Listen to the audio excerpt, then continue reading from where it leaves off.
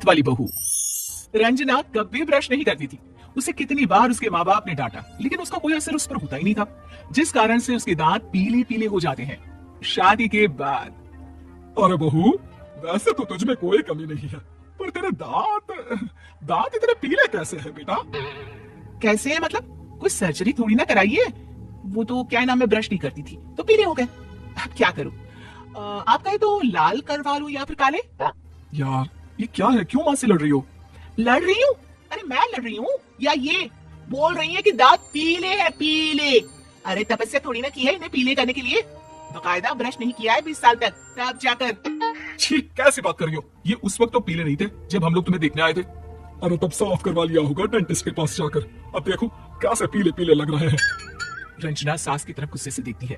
फिर शुरू हो गई पीले पीले पीले। अरे पीले तो तभी थे जब मेरे हाथ का रसगुल्ला उड़ा उड़ा कर खा रही थी और बोल रही थी, लड़की नहीं गुणों का खजाना दे रहे भाई साहब आप। खैर, अब वो लोग करते भी तो क्या करते, पीले दांत वाली बहू पल्ले पड़ी थी तो झेलना तो था ही। एक दिन कीर्तन में रंजना गाना गा रही थी।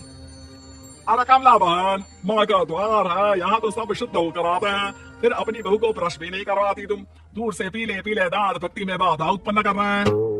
अरे कोई 2 साल की बच्ची थोड़ी ना लेकर आई हूँ मैं बहू बनाकर। अच्छी खासी लड़की है, अरे कैसे करवाऊं ब्रश? ये तो उसे खुद करना चाहिए ना। अब माँ बाप तो इसके जैसे तैसे निपटा दिए, ये नहीं सोचा कि सास कैसे संभालेगी। सास बहू को लेकर घर आ जाती है, लेकिन सोच लेती है कि अब इसे लेकर कहीं नहीं जाएगी। अगली रोज बहू कहती है, अरे क्या हो गया, मंदिर नहीं जाना क्या? कीर्तन का वक्त हो रहा है। मेरी मधुर वाणी से कान्हा जी जागते हैं और सोते हैं। आप तो जानती है ना उनकी भक्ति में कितना मन लगता है मेरा। वो क्या है ना, तबीयत ठीक नहीं लग रही है मेरी, आराम करूंगी मैं। तबीयत ठीक नहीं लग रही? अभी तो मिथुन के गाने पर नाच रही थी आप, और अब बोल रही है कि तबीयत ठीक नहीं लग रही। अरे भक्ति में मन लगा लो सासू माँ, ऊपर जाना है, क्या मुंह दिखाओगी आप? हाँ। सास को बहू की बात पर गुस्सा आ जाता है। मैं क्या मुंह दिखाऊंगी, इसकी चिंता तू ना कर, समझी? अपने मुंह की चिंता कर, जो ये पीले पीले दांत लेकर हर जगह पहुंच जाती है। पता है लोग कितना मजाक बनाते हैं। ना जी ना, मैं नहीं जाना कहीं तेरे साथ। तो ये बात है, कोई ना, मत जाओ, मैं अपने कमरे में ही बैठकर भक्ति कर लूंगी। ऊपर वाला दांत थोड़ी ना देखता है, मन देखता है, भावना देखता है। और अरे बस बस, तू सब कुछ दिखा, बस ये सफेद चमकदार दांत ना दिखाना किसी को, है? जा यहाँ से। बहू को सास की बात का कोई फर्क नहीं पड़ता, वो तो जैसी थी वैसी ही रह जाती है। सुबह नहाकर किचन में खाना बनाना, फिर खाना खाना, कीर्तन भजन करना और सो जाना। एक दिन, माँ जी मैं सहेली के घर जा रही हूँ, शाम को लेट आऊंगी। हाँ, तो जाना, मैंने कौन सा तेरी आरती करनी है घर पर बैठकर। रंजना सहेली के घर जाती है, जहाँ वो पार्टी में जाने की तैयारी कर रही होती है। अरे शिखा, कहाँ जाने की तैयारी कर रही है? मैं गलत वक्त पर आ गई क्या? अरे नहीं यार, उल्टा सही वक्त पर आई है। मैंने ये साड़ी और ज्वेलरी निकाली है यार, शाम को इनके ऑफिस की एक पार्टी में जाना है। बताना कैसा लग रहा है ये सब? नहीं यार, इस ड्रेस के साथ तो वो वाली ज्वेलरी अच्छी लगेगी। हाँ सही बोल रही है, मैंने ध्यान ही नहीं दिया। वैसे तो हमेशा से मस्त फैशन सेंस रखती है।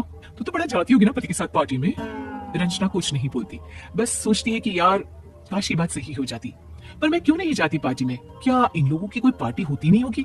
रंजना घर आती है और रात में पति से सवाल करती है, एक बात बताइए, आप मुझे किसी पार्टी में क्यों नहीं ले जाते? क्या आपके यहाँ ऑफिस में पार्टी नहीं होती? पति बेचारा क्या कहता कि दांत पीले हैं तुम्हारे इसलिए।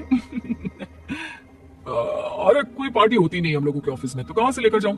और मार्केट, मॉल, कहीं वीकेंड घूमना, कहीं तो। अरे यार सारे हफ्ते में एक छुट्टी मिलती है, तो सोचता हूँ कि आराम ही कर लूं। क्यों?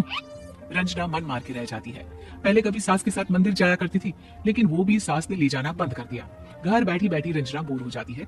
तभी उसे आइडिया आता है और वो मायके जाने का सोचती है। सासू माँ, 2 दिनों के लिए मम्मी के घर जा रही हूँ। अच्छा ठीक है, आराम से जा। और हाँ, माँ से कुछ अच्छी आदत सीख कर आना कि कैसे शरीर के हर भाग की तरह दांतों की सफाई भी जरूरी होती है, समझी? शुरू हो गई ना आप? वो लोग आपकी तरह नहीं है कि छोटी छोटी बात का बतंगड़ बना दें। उन लोगों के लिए मैं मायने रखती हूँ, ना कि मेरे पीले पीले दांत। रंजना माँ को बिना बताए उन लोगों को सरप्राइज देती है, लेकिन जैसे ही वो दरवाजे पर पहुंचती है, अंदर देखती है कि घर वाले कहीं जा रहे होते हैं। अब माँ, काश रंजना दीदी के दांतों वाली प्रॉब्लम नहीं होती, तो वो भी हम लोगों के साथ चलती ना बुआ जी की बेटी की शादी में। हाँ बेटा, लेकिन अब उसे कौन समझाए कि उसको उसके पीले दांत नहीं दिखते, लेकिन उसके आसपास के लोगों को कितना एम्बैरेसिंग फील कराते हैं।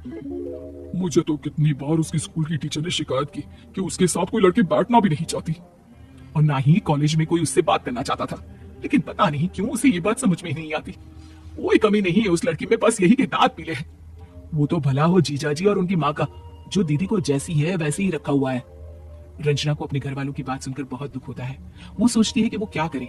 लेकिन फिर वो सीधा डेंटिस्ट के पास जाती है, अपने दांत चमकाती है और कसम खाती है कि वो रोज ब्रश करेगी।